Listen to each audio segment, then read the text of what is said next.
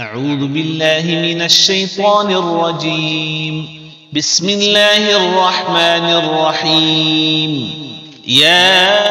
أيها المزمل قم الليل إلا قليلا نصفه أو انقص منه قليلا أو زد عليه ورتل القرآن ترتيلا إنا سنلقي عليك قولا ثقيلا إن ناشئة الليل هي أشد وطئا وأقوم قيلا إن لك في النهار سبحا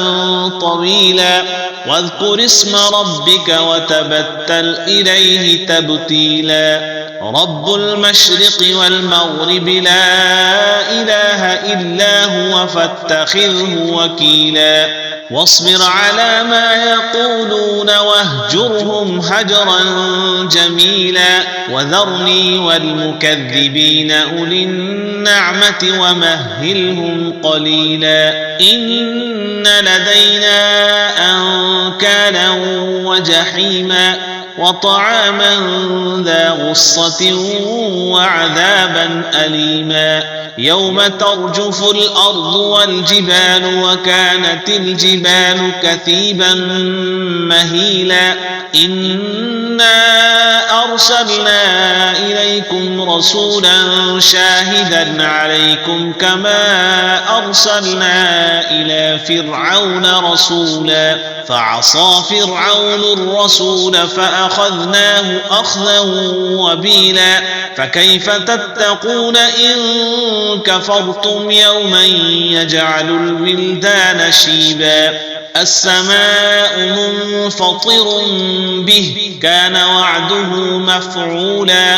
إن هذه تذكرة فمن شاء اتخذ إلى ربه سبيلا إن ربك يعلم أنك تقوم أدنى من ثلثي الليل ونصفه وثلثه وطائفة من الذين معك والله يقدر الليل والنهار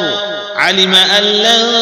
تحصوه فتاب عليكم فاقرؤوا ما تيسر من القرآن علم أن سيكون منكم مرضى وآخرون يضربون في الأرض يبتغون من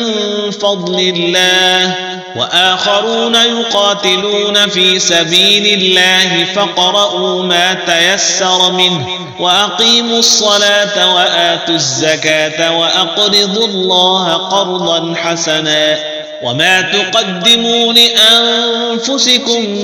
من خير تجدوه عند الله هو خيرا